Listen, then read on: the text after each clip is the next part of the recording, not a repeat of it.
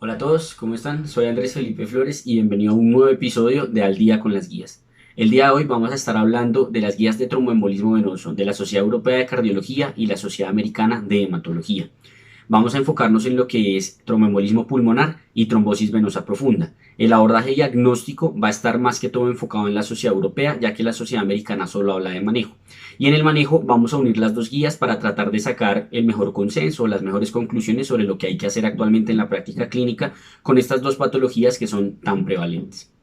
Les recordamos, si quieren apoyarnos, seguirnos en nuestra página de Instagram, @tutorías medicina interna, donde estamos compartiendo muchísimo contenido académico con ustedes y además es a través de ahí donde ustedes deciden qué video subimos cada semana.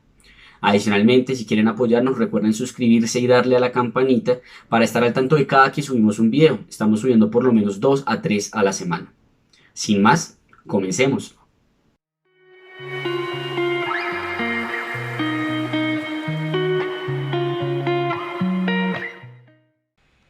Bueno, hola a todos, vamos a hablar entonces de tromboembolismo venoso comparando las guías de la ASH con la Sociedad Europea, pues como mencionamos en la introducción. Esta es la guía de la ASH, salió este año 2020, el mes pasado más o menos, en donde pues se hizo una actualización en lo que es el manejo de la trombosis venosa profunda y el tromboembolismo pulmonar. Es importante que tengamos en cuenta que aquí estamos hablando precisamente de eso, del manejo. Estas guías no hablan de nada de lo que es la aproximación diagnóstica y demás, y por eso me pareció importante contrastarlas y complementarlas con la sociedad europea, porque si habláramos solo de las de la ASH, estaríamos hablando de cómo anticoagular a los pacientes y ya, y a quienes trombolizar, que creo que pues sería una revisión que no tendría mucho sentido hacer. La Sociedad Europea tenemos estas dos guías, pues como tal guía tenemos este tromboembolismo pulmonar y tenemos como un consenso de lo que es el diagnóstico y el manejo de la trombosis venosa profunda, más no hay una guía per se de la Sociedad Europea de lo que sería la trombosis venosa profunda. Vamos a hablar entonces vamos a definir más bien primero lo que es el tromboembolismo venoso. El tromboembolismo venoso lo podemos definir como una trombosis o un embolismo como tal del sistema venoso. ¿Qué quiere decir esto? Que podemos tener un trombo, que es cuando se forma in situ lo que sería el coágulo, o podemos tener un embolismo, que básicamente es cuando este trombo que se genera en otro lado se emboliza o viaja y se ubica y ocluye la circulación en otro sitio. Usualmente cuando hablamos de tromboembolismo venoso pensamos en dos principales etiologías, el tromboembolismo pulmonar y la trombosis venosa profunda. Evidentemente hay otros tipos de tromboembolismos venosos, está la trombosis de sitios inusuales como trombosis de senos cavernosos, trombosis de circulación esplácnica, entre otras, pero las más comunes son estas dos. Cuando nos enfrentamos a un paciente con un tromboembolismo venoso, actualmente hasta en el 80% de los casos podemos acuñir o podemos darle a ese paciente un factor de riesgo que consideramos contribuyó o fue el agente causal del tromboembolismo en este paciente. Y en estos casi que más del 50% tienen incluso dos factores de riesgo. En términos fisiopatológicos, la razón por la cual se forma un tromboembolismo venoso pues es por la triada de Virchow. Todos conocemos esta triada, que es la triada en la cual si hay una alteración en alguno de estos tres componentes, se puede generar un trombo. Lesión endotelial, alteración en el flujo sanguíneo e hipercoagulabilidad. Digamos que la lesión endotelial quizá es más propia de lo que sería el trombo arterial. Cuando hablamos del trombo venoso, los dos componentes más importantes serían los dos que tenemos ahí abajo. Alteración en el flujo sanguíneo e hipercoagulabilidad. Serían quizá los dos más importantes. Pensando en esto, como qué cosas podría ser alteración en el flujo sanguíneo: éstasis, paciente sedentario, paciente postrado en cama, paciente con inmovilización del miembro inferior. Hipercoagulabilidad, cualquier estado de hipercoagulabilidad, sea congénito o adquirido, factor 5 de Leiden, síndrome antifosfolípido y demás. Cuando hablamos propiamente de estos factores de riesgo, podemos hablar de factores de riesgo congénitos y adquiridos para el tromboembolismo venoso. Dentro de los factores de riesgo congénitos tenemos el factor 5 de Leiden y la mutación de la protrombina como los más importantes a destacar. Posteriormente, en términos de prevalencia, va el déficit de la proteína C y S y la antitrombina. Y tenemos otros: déficit de cofactor 2 de heparina, déficit de plasminógeno, disfirogenemia, aumento del factor 8 y déficit del factor 11. Algo importante aquí que me gustaría como recalcar es que si se dan cuenta cuando uno piensa en por qué un factor de la coagulación, o sea, o qué en una mutación de un factor de la coagulación me llevaría a formar un trombo, uno piensa en un aumento del factor procoagulante. Pero miren cómo hay un déficit ahí del factor 12 que lleva a trombofilia. La razón por la cual el déficit del factor 12 lleva a trombofilia es porque el factor 12 se encarga de la activación del plasminógeno, que recuerden que la plasmina es la que degrada la fibrina. Entonces es importante pues, tener eso en cuenta, a veces les gusta preguntar eso. En términos de factores de riesgo adquiridos, tenemos la cirugía mayor, el catéter venoso central, el trauma, las inmovilizaciones, la malignidad o el síndrome mieloproliferativo, el embarazo, los anticonceptivos orales o la heparina y el síndrome antifosfolípido. Podemos dividir los factores de riesgo, esto es de la guía de la ASH, la guía de la ASH divide los factores de riesgo en factores de riesgo transitorios y en factores de riesgo crónicos. Factores de riesgo transitorios como cirugías, como inmovilizaciones transitorias, como paciente hospitalizado de forma transitoria, como el embarazo y el puerperio. Mientras que dentro de los factores de riesgo crónico podríamos encontrar pacientes que tienen factores de riesgo que pues no se les van a quitar. Síndrome antifosfolípido, enfermedad inflamatoria intestinal, infecciones crónicas, inmovilidad crónica, etcétera. Por su parte, la sociedad europea no los divide así, sino que los divide conforme a si son factores de riesgo fuertes, moderados o leves. Y miren cómo si bien siempre hablamos del sedentarismo, cuando hablamos de tromboembolismo venoso y siempre se le pregunta al paciente ha estado mucho en cama además, miren cómo el sedentarismo solo tiene un OR bastante débil, menor de 2. Mientras que las fracturas de miembros inferiores, las hospitalizaciones, las cirugías ortopédicas de reemplazo de cadera o rodilla, los traumas mayores, el infarto agudo de miocardio, el tromboembolismo previo, las lesiones de espinales sí tienen un factor con un OR mayor a 10. ¿Listo? Y en la mitad tenemos los otros, uso de anticonceptivos orales, síndrome antifosfolípido, quimioterapia, entre otras.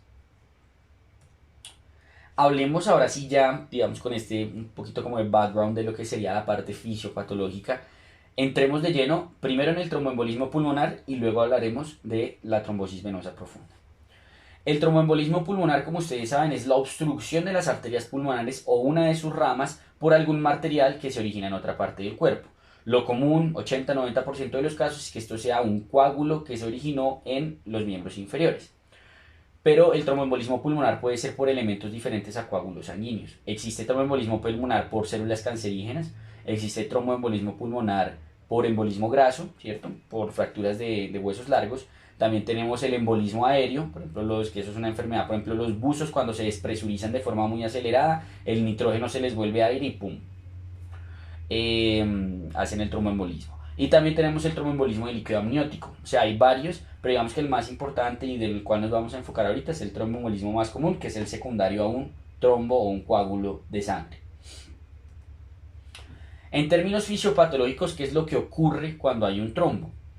Cuando un trombo se ubica como tal en la circulación pulmonar, eso va a generar un aumento en la poscarga del ventrículo derecho. Porque va a generar una congestión hacia atrás, ¿cierto? O sea, el trombo se ubica ahí y se congestiona la sangre hacia atrás. A eso aumenta la presión que tenemos en este sitio de la circulación pulmonar y por ende tenemos un aumento en la poscarga del ventrículo derecho. Este aumento en la poscarga del ventrículo derecho va a generar varias cosas. Aumento en la presión pulmonar, como ya mencionamos, disfunción ventricular derecha con un aumento en la dilatación derecha y una disminución en el gasto cardíaco derecho inicialmente. Esto finalmente lleva a alteraciones en lo que es el ventrículo derecho y lleva a una falla cardíaca derecha. Y adicionalmente, además de que se genera una falla cardíaca derecha, resulta que como tengo tanta sobrecarga y tanto aumento de presión en el ventrículo derecho, cuando se da la sístole, el septum ventricular, debido al aumento tan importante de la presión que hay en el ventrículo derecho, se desplaza hacia la izquierda.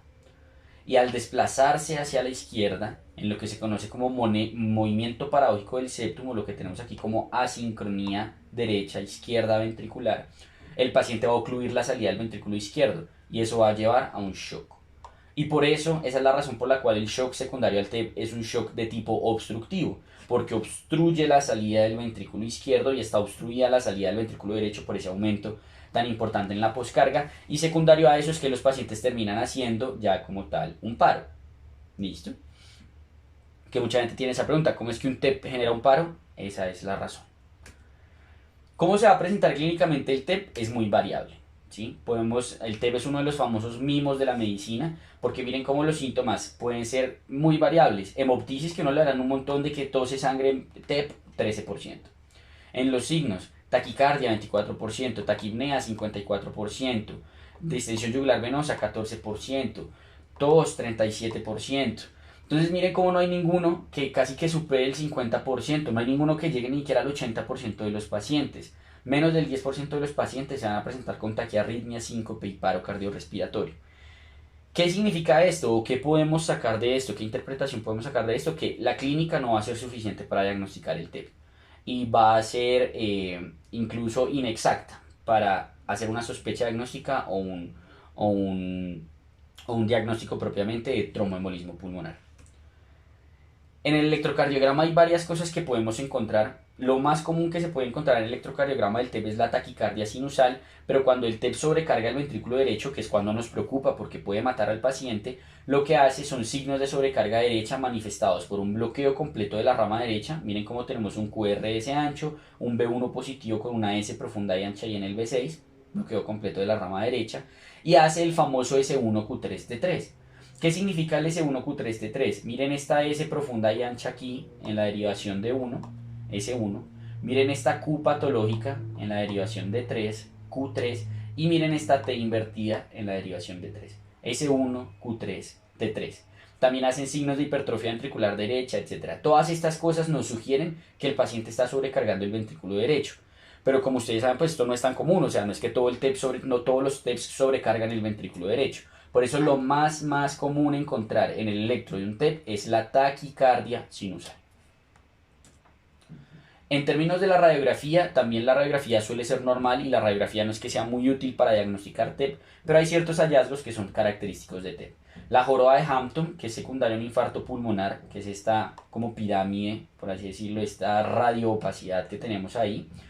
Algo importante es que pues tengo esta foto porque es como muy diciente, ¿cierto? Pero la joroba de Hampton no suele estar ahí usualmente. La joroba de Hampton suele estar únicamente acá como en los sitios más distales porque digamos que si ustedes recuerdan el pulmón tiene dos tipos de circulación, la circulación nutricia y la circulación pulmonar y el TEP está ocluyendo en la circulación pulmonar, no la nutricia, entonces no tendría por qué infartarse.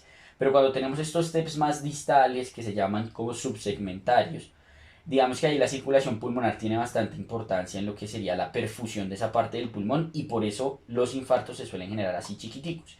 Y estos suelen ser los que generan dolor porque irritan la pleura y entonces generan un dolor de tipo pleurítico. El otro signo que podemos encontrar es el signo de Westermarck.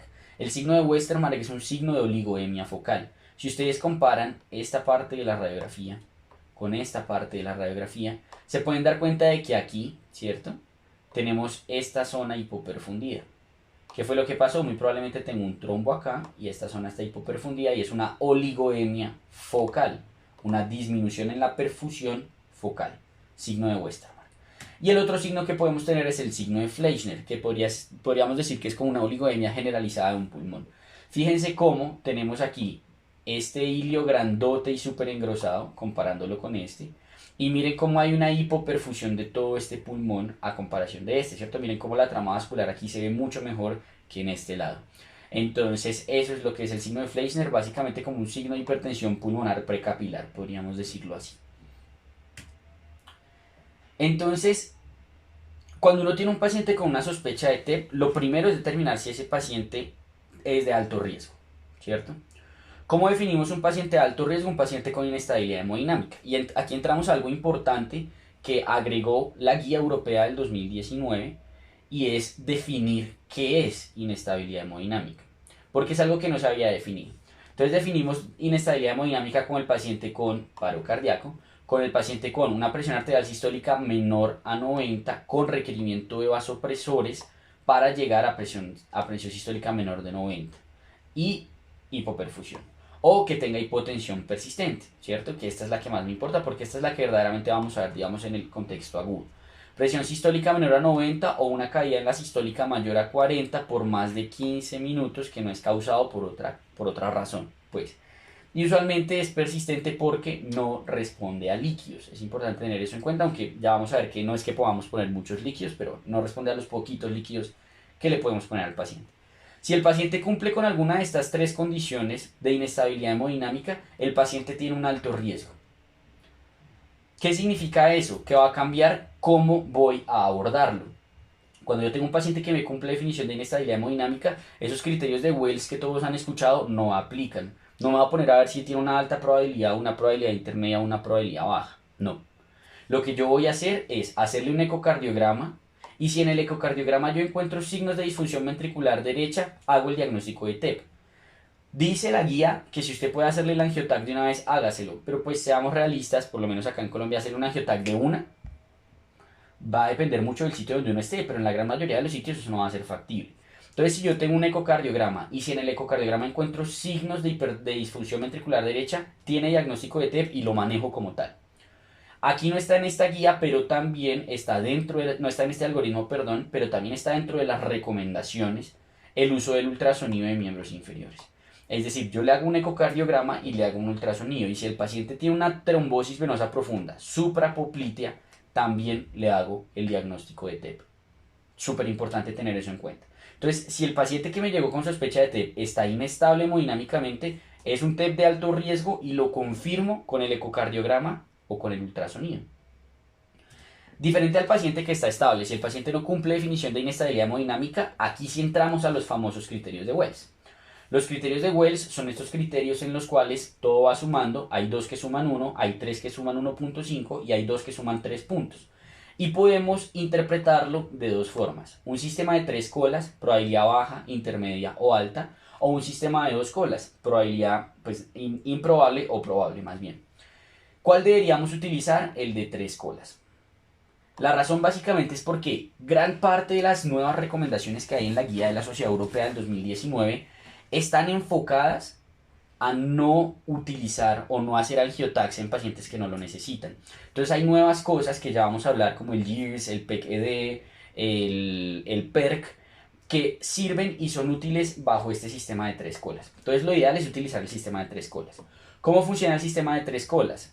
0 a 1 puntos, baja probabilidad, 2 a 6 puntos, probabilidad intermedia, y 7 puntos o más, probabilidad alta.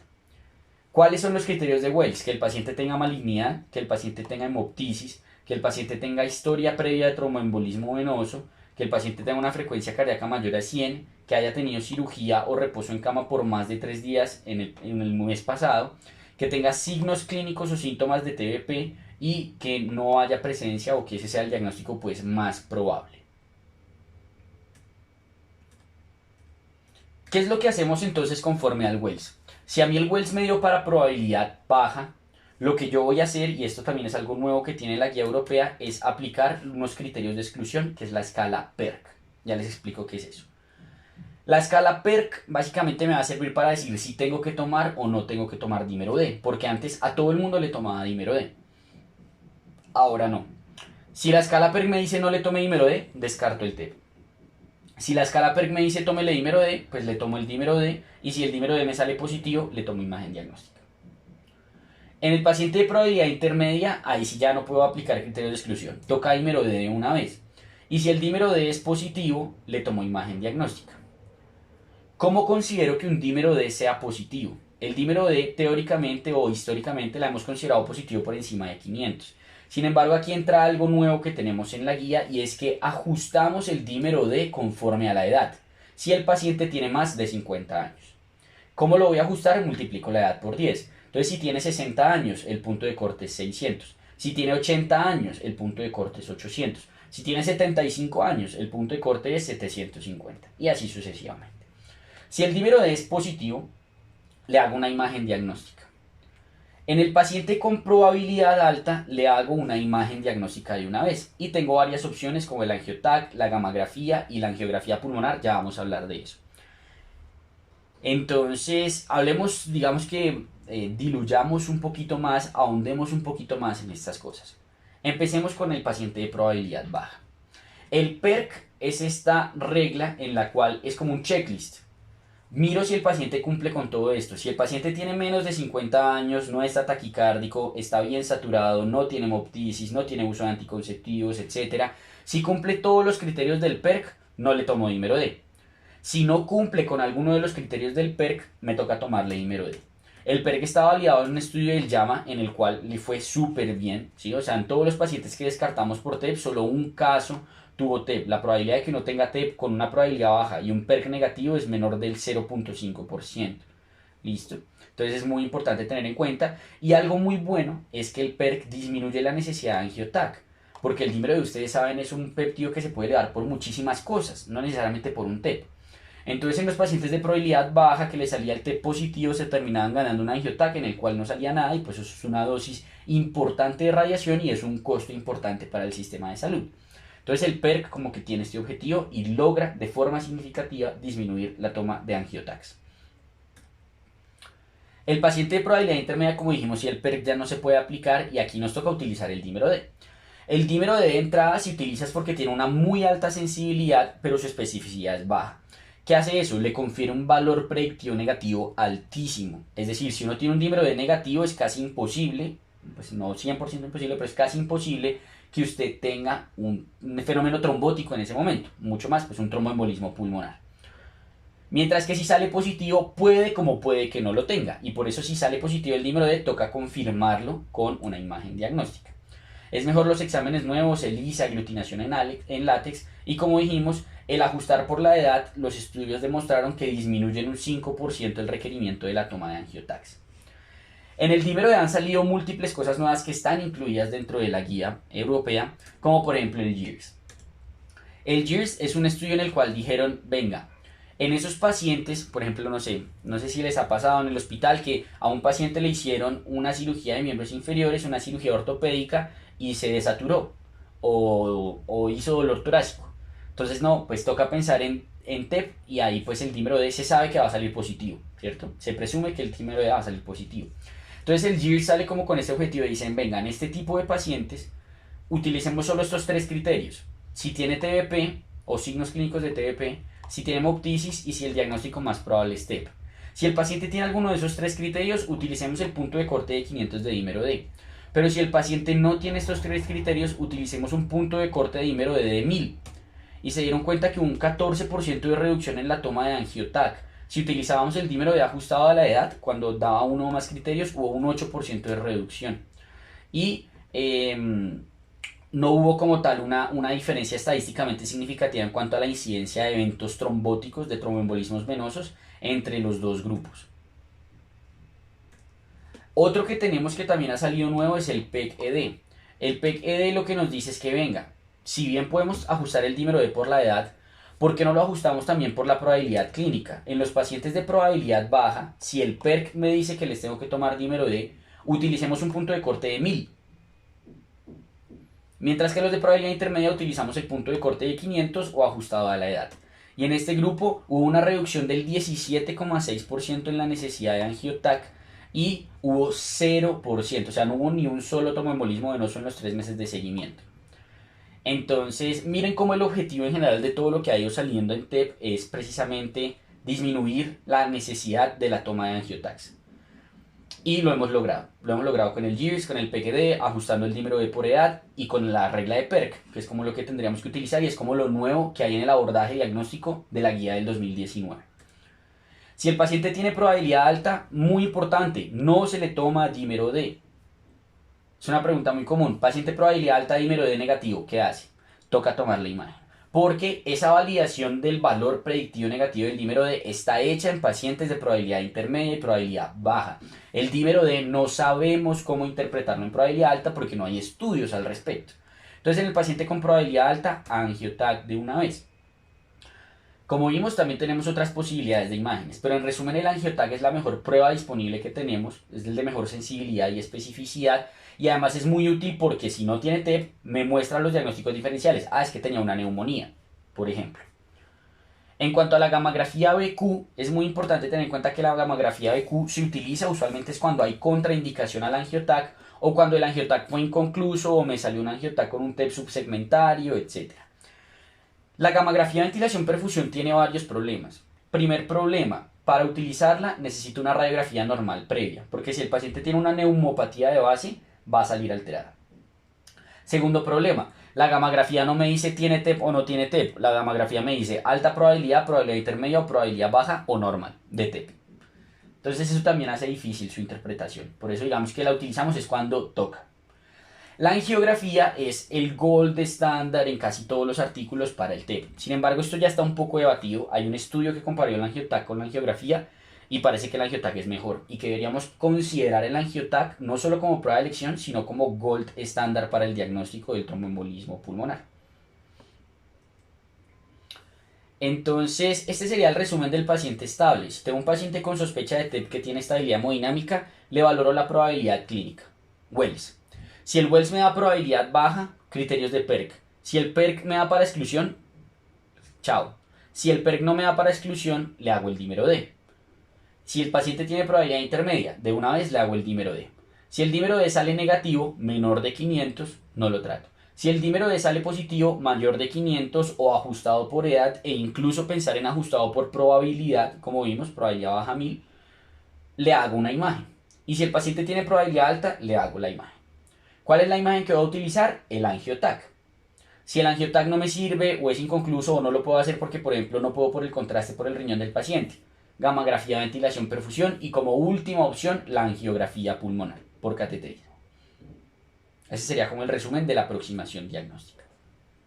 Hablemos entonces del manejo, que aquí sí ya entramos a Sociedad Europea y a ASH, que la verdad no cambian mucho entre ellas, son muy similares. Entonces empecemos con el TEP de alto riesgo. El paciente inestable que lo diagnostiqueo con el eco o con el ultrasonido de miembros inferiores. En el paciente inestable yo lo anticoagulo con heparina no fraccionada y lo voy a trombolizar. Tengo que romperle el coágulo. La trombólisis ideal que tengo que utilizar es trombólisis sistémica medicamentosa, ¿cierto? Hay técnicas mediadas por cateterismo, pero estas no son de elección y se deberían utilizar únicamente cuando no sirve o no se puede realizar la trombolisis sistémica medicamentosa. Y tenemos otra opción que es la trombectomía, que es la ruptura mecánica como tal del trombo por cirugía. En el paciente en el cual la trombólisis medicamentosa no fue efectiva o no se pudo realizar, es mejor hacer trombectomía que hacer trombólisis mediada por cateterismo, porque la evidencia de la trombólisis mediada por cateterismo en el TEP es muy mala y no se ha hecho en estos pacientes de alto riesgo, sino en pacientes estables. Mientras que la trombectomía, los estudios sí son en pacientes de alto riesgo que no sirvió la trombólisis. Entonces, en resumen, lo mejor sería trombectomía si no hubo la posibilidad de la trombólisis medicamentosa. Para la trombólisis medicamentosa, lo ideal es utilizar el RTPA, los recombinantes activadores tisulares del plasminogen. ¿Cómo se pone? 100 miligramos en 2 horas o 0,6 miligramos por kilo en 15 minutos. Puedo utilizar también streptoquinasa, puedo utilizar también uroquinasa y siempre pues recordar las contraindicaciones de la fibrinolisis, que pues no vamos a hablar de eso a fondo ahorita. ¿Qué es importante? Que mucha gente diría, bueno, pues si el problema es que él mantiene un trombo en el pulmón, ¿por qué no también a los de riesgo intermedio y a los de riesgo bajo les ponemos trombólisis? Y he aquí la razón.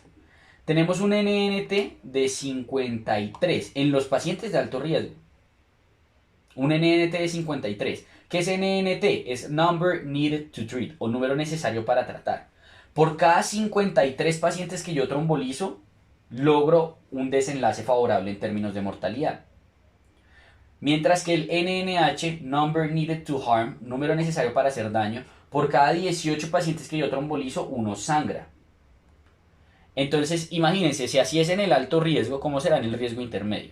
Yo de verdad salvar a alguien por haberle hecho una trombolisis, pero por cada 18 estarlo sometiendo a un sangrado. Pues no se justifica. Entonces la trombolisis es algo que está exclusivamente para los pacientes de alto riesgo.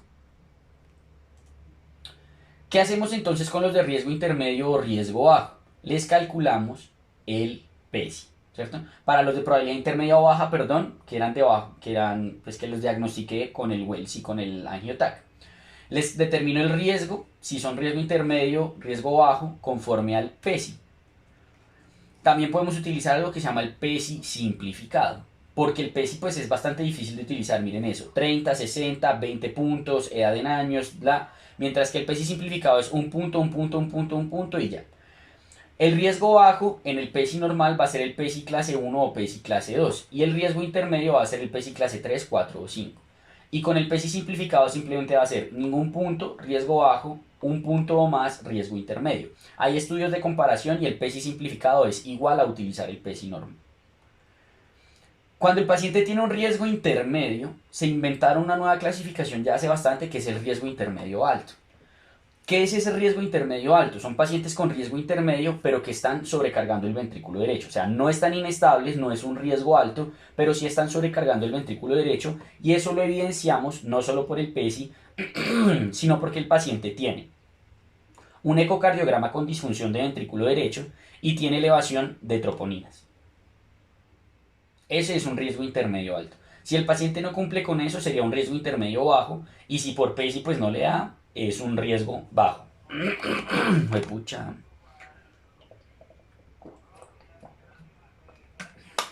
Y si el paciente pues no le da, entonces sería un riesgo intermedio bajo. ¿Por qué se inventaron esto? O sea, ¿por qué dijeron, venga, hagamos un grupo de riesgo intermedio alto? La razón fue porque se dieron cuenta que este grupo se moría más. Había una mayor mortalidad en este grupo. Y anteriormente solo se le hacía ecocardiograma al riesgo intermedio, pero algo nuevo que tiene la guía europea es que a todo paciente con TEP hay que hacerle un ecocardiograma previo al egreso. Entonces dijeron, venga, pues si el grupo de riesgo intermedio alto se muere más, ¿por qué no los intentamos trombolizar? A ver qué pasa. Entonces se creó este estudio que es el PEGITO, en el cual cogieron estos pacientes que tenían disfunción de ventrículo derecho, biomarcadores positivos, y le hicieron trombólisis versus manejo convencional, que es solo anticoagularlos. A los 7 días hubo una menor mortalidad, estadísticamente significativa. Pero miren cómo a los 30 días ya se perdió esa significancia estadística, la P es mayor a 0.05, entonces daba igual. Y claramente hubo mayor riesgo de sangrado intracraneal y de stroke de ACV porque pues los pacientes sangraban, cada 18 pacientes sangran. Entonces, pues digamos que el beneficio no era del todo claro. Terminaron haciendo una recomendación a favor en la guía pasada de que uno podía considerar trombolizar a estos pacientes porque decían que podía disminuir la incidencia de la hipertensión pulmonar crónica o el síndrome post-TEP que se llama, que se puede generar en los pacientes que hacen tromboembolismo pulmonar.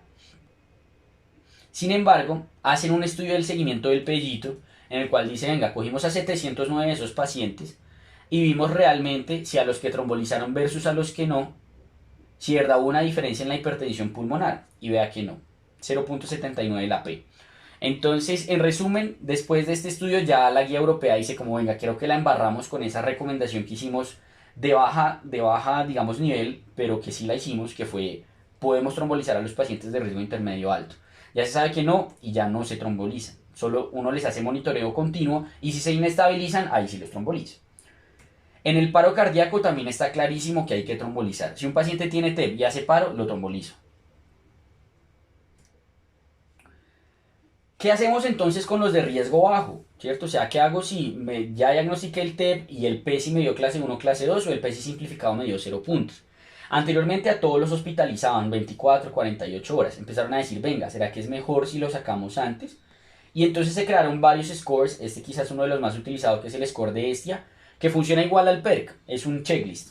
El paciente tiene esto, tiene esto, tiene esto, tiene esto. Si cumple con todo, le podemos dar egreso temprano en menos de 24 horas. Si no cumple con algo, lo hospitalizamos. Se dieron cuenta que esto es importante, o sea, en la guía de la ASH una de las primeras recomendaciones es esta y dicen, venga, si usted puede, haga el manejo ambulatorio de forma temprana porque eso, si bien la evidencia no es muy fuerte, disminuye la mortalidad en estos pacientes. Lo que sigue en el manejo entonces es la anticoagulación, ¿cierto? O sea, todo paciente con TEP tengo que anticoagularlo. Lo que cambia es que al de riesgo alto lo trombolicé. La anticoagulación, digamos que siempre se habla de una anticoagulación inicial, una anticoagulación prolongada, una anticoagulación indefinida. La ASH dice que no deberíamos utilizar esto de short term, long term y definite, ¿sí? Lo que sería como lo que les dije, inicial, prolongada e indefinida, sino que ellos dicen vamos a ver la anticoagulación en 2 puntos. Tratamiento primario y prevención secundaria. Tratamiento primario es la anticoagulación que le pongo por el trombo que tiene en estos momentos.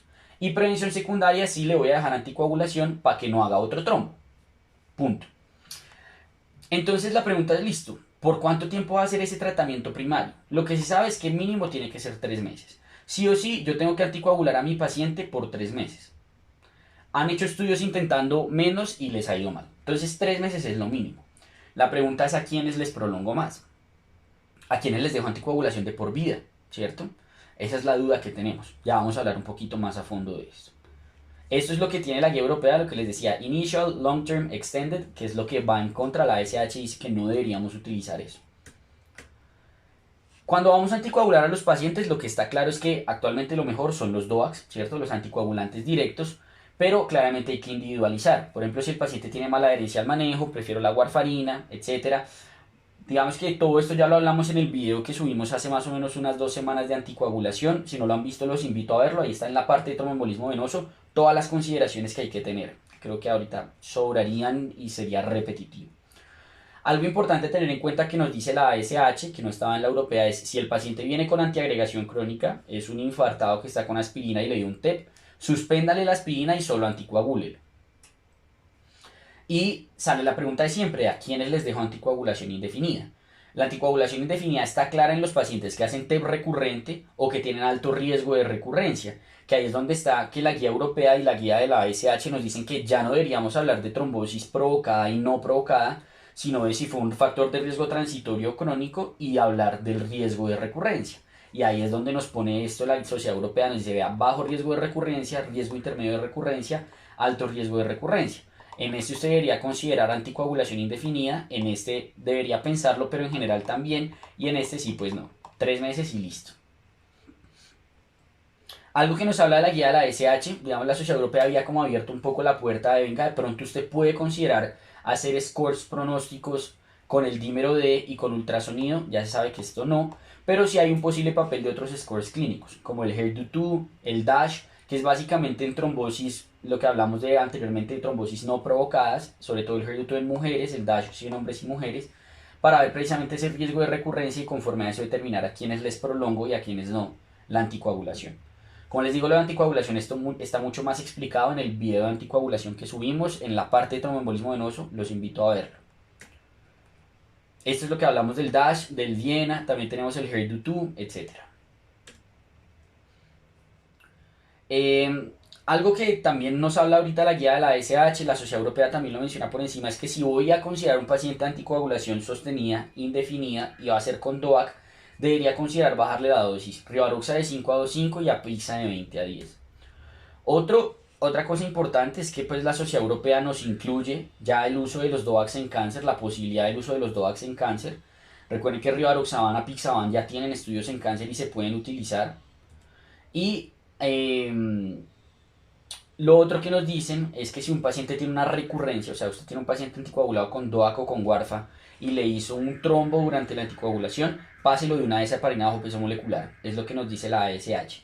Porque, pues, si el paciente le hizo esa recurrencia, hay una posibilidad de que tenga una trombofilia, entre ellas un cáncer, o otras que ahí quizá a lo mejor sea anticoagularlos con heparinas.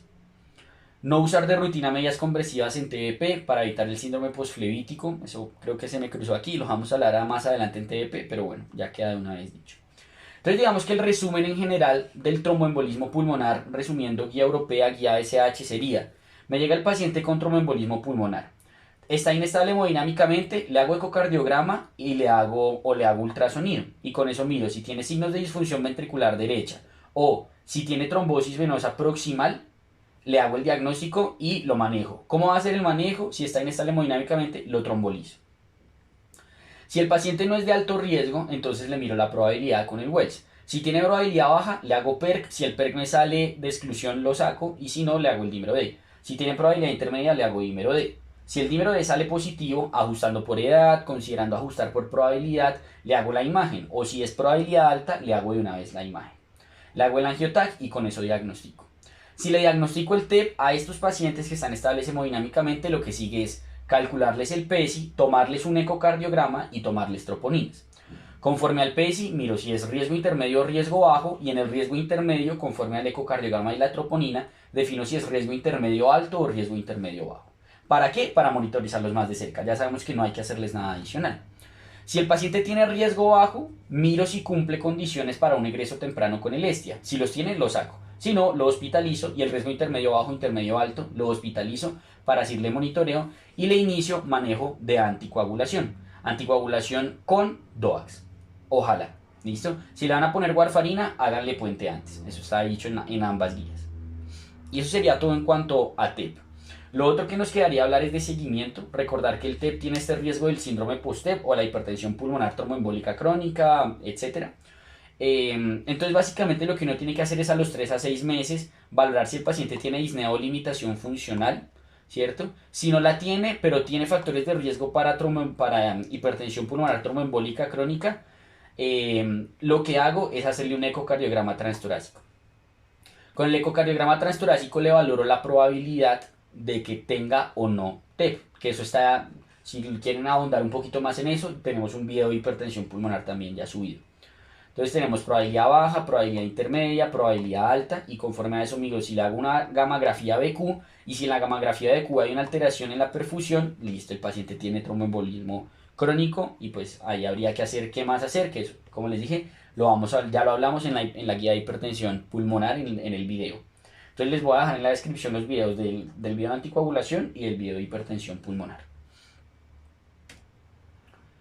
Nos queda hablar entonces de trombosis venosa profunda. Cuando hablamos de trombosis venosa profunda, lo primero que hay que saber es que los principales síntomas de la TBP son inflamación o edema de la pierna afectada, dolor de la pierna afectada y calor local en la pierna afectada. Es asimétrico, eso es muy importante tenerlo en cuenta. Existen 3 signos importantes en la TBP, pero que son muy poco específicos. A uno se lo preguntan un montón, hay que conocerlos, pero la verdad la sensibilidad y especificidad de estos es bastante mala. Tenemos el signo de Homans, que es el dolor a la dorsiflexión, el signo de Olo, que es el dolor a la presión o palpación de los gastronemios, y el signo de Prats, que es un paciente que tenga 3 venas satélites pretibiales que no desaparecen cuando le elevo el miembro inferior a más de 45 grados de elevación. Digamos que la aproximación a la TBP es bastante similar a la del TEP. Uno tiene la sospecha y le calcula el Wells. ¿Cuál Wells? Un Wells específico para TBP. También se puede interpretar en un esquema de 3 colas o en un esquema de 2 colas. Aquí, dado que no tenemos PERC ni nada de esas cosas, lo que se recomienda es utilizar el de 2 colas usualmente. Simplemente digo improbable o probable. Si es improbable, lo que hago es hacerle un dímero D. Y si es probable, lo que hago es hacerle de una vez el ultrasonido. Aproveché que salió en el JAMA hace como la semana pasada este review de TBP para también incluirlo acá, algunas imágenes y pues contrastar lo que nos dicen las guías. ¿Qué es lo que yo voy a hacer en el ultrasonido? En el ultrasonido lo que yo voy a hacer es el test de compresibilidad. Cuando yo tengo una vena, ¿cierto? Normal, cuando yo oprimo con el ecógrafo, la vena se debe comprimir, como ocurre aquí. Pero cuando en la vena hay un trombo, miren que al comprimir no se comprime. Entonces cuando hay ausencia de compresibilidad en el ultrasonido, el paciente tiene un trombo. ¿Listo? Así es que se diagnostica. Entonces, ¿qué es lo que yo voy a hacer con el paciente con TBP? Yo tengo que valorar si el paciente tiene riesgo de complicaciones. ¿Qué significa riesgo de complicaciones? Que tenga riesgo de hacer un tromboembolismo pulmonar. Eso es lo que me preocupa y yo voy a anticoagular una TBP si pienso que tiene riesgo de eso. ¿Cuáles anticoagulo? Las que sean proximales o las que sean distales de alto riesgo. ¿Qué quiere decir de alto riesgo? Lo que tenemos acá. Un antecedente de tromboembolismo previo, en hombres, edad mayor a 50 años, cáncer, que sea no provocada o factor de riesgo crónico, pues recuerden que la provocada ya no, que sea la segunda vez que tiene una distal aislada, que tenga la trifurcación poplitea, etc. Digamos que hay varias consideraciones que uno tiene que tener en cuenta, pero en general toda proximal se anticoagula y las distales que tengan alto riesgo no. Hay gente que le gusta las distales que no tengan alto riesgo, hacerles un control más o menos a las 2 semanas y si el paciente ha progresado el trombo, o sea, si el trombo se ha puesto más proximal, también lo anticoagula. En general la TBP no complicada se le puede dar manejo ambulatorio, ¿sí? También se ha visto que pues, hay un menor riesgo de TEP y aparentemente un posible menor riesgo de mortalidad si yo les doy manejo ambulatorio a estos pacientes. La TBP proximal, entonces, en general solo el anticoagulo. No hay evidencia de que tenga que trombolizarlas, no hay evidencia de que las venas compresivas sirvan para evitar el síndrome posflevítico, que ya vamos a hablar de qué es eso. Realmente las indicaciones de trombólisis en TBP proximal son muy pocas, o por lo menos de un manejo quirúrgico. Es cuando hay una amenaza de la pierna, que puede ser la flegmasía. Hay 2 tipos de flegmasia o flegmasía, no sé cómo se dice bien en la pierna, que es la flegmasía cerulea dolens y la flegmasía alba dolens. En resumen, ¿qué quieren decir esto? Es que uno tiene una trombosis masiva proximal, sobre todo ilíaca o femoral común, que están haciendo una congestión severa en la pierna y casi que es como si hicieran un compartimental en la pierna secundario a esto. En esos pacientes está indicada la trombólisis o el manejo quirúrgico, o cuando compromete la ilíaca y la femoral común. Cuando uno hace trombólisis, a diferencia en el TEP, que dijimos que lo ideal era hacer una trombólisis sistémica, aquí lo ideal es hacer una trombólisis por catéter, guiada por catéter. En resumen, le saqué el llama, me pareció muy bueno. Uno mira básicamente el Wells. Si el Wells es unlikely, le hago el dímero D ajustado a edad. Si es negativo, la excluyo. Si es positivo, le hago un ultrasonido. Si si la TBP es probable por el Wells, le hago un ultrasonido. Si el ultrasonido es positivo para TBP, miro. Si es una proximal o una distal de alto riesgo, anticoagulación por 3 meses. Si es una distal de bajo riesgo, puedo considerar anticoagularla por un tiempo corto o hacer un ultrasonido de control, que es lo que les decía que se hace muchas veces. Pues lo anticoagulo por 3 meses y la decisión para prolongar la anticoagulación nuevamente va a depender de si el paciente tiene alto riesgo de recurrencia o no. Basado en lo que hablamos, sirve igual que lo que hablamos ahorita en TEP y también todo está súper bien explicado en el video de anticoagulación. Este es el otro resumen que tenemos del artículo que tiene la Sociedad Europea, en donde dice lo mismo, posible ultrasonido, unlikely, le tomo el dímero D, si es negativo no tiene, si es positivo le hago ultrasonido, si es proximal anticoagulo, si es distal y alto riesgo anticoagulo, distal bajo riesgo, anticoagulo por 4 a 6 meses o le hago un ultrasonido de control. Por último, el síndrome posttrombótico o postflevítico o las complicaciones que podemos tener es que, digamos, cuando hay esta trombosis ocurre una isquemia como tal de las valvas de las venas que tenemos ahí y esa insuficiencia valvular secundaria a la trombosis por la isquemia que ocurre genera que el paciente quede con un edema crónico y ese edema crónico va deshidratando la piel, alterando toda la morfología y la mecánica de la piel y llega a generar finalmente úlceras varicosas o úlceras de insuficiencia venosa.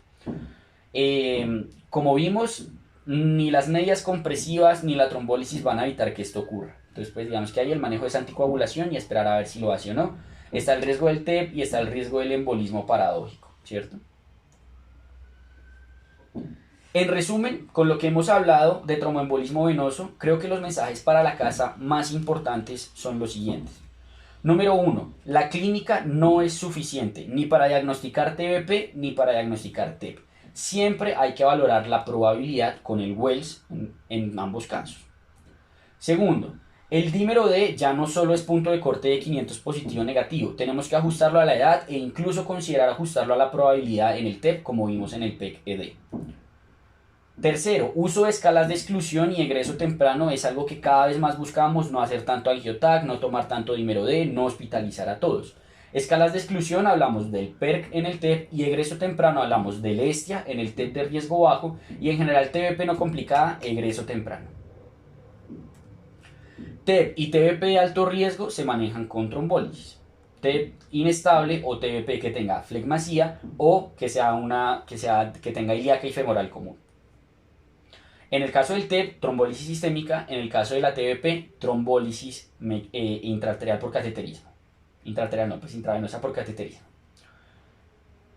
Siguiente mensaje, establecer el riesgo. En el TEP, pues si es un alto riesgo ya sabemos que trombolizamos, pero cuando diagnosticamos TEP que no es inestable, con el PESI determinar el riesgo. Riesgo intermedio, riesgo bajo, y en el riesgo intermedio determinar si es intermedio alto o intermedio bajo, con el eco y con la troponina. Y para la TBP establecer el riesgo también de complicaciones y con eso definir, por ejemplo, sobre todo en la proximal, si tengo que anticoagular o no por 3 meses. Todo TEP se anticoagula. Toda TBP proximal y toda distal de alto riesgo de complicación se anticoagula. Siempre realizar seguimiento para síndrome post-TEP y para síndrome post-flevítico sin que haya que instaurar ninguna terapia adicional para evitarlos. Y eso sería todo en cuanto a este video de Al día con las guías de tromboembolismo venoso. Espero les haya gustado mucho. Muchísimas gracias a todos. Cualquier duda en los comentarios. Muchísimas gracias a todos los que llegaron hasta esta parte del video. Esperamos les haya gustado muchísimo y hayan entendido que a fin de cuentas eso es lo que importa de esto que nosotros estamos haciendo. No olviden dejar en los comentarios qué tal les pareció el video, de qué otro tema les gustaría que hiciéramos un video al respecto y por supuesto cualquier duda que tengan y la responderemos con la mayor prontitud posible. No olviden seguirnos en nuestra página de Instagram y apoyarnos suscribiéndose y dándole a la campanita para estar al tanto de cada que subimos un video. Esperamos les haya gustado muchísimo. Esto fue Tutorías Medicina Interna.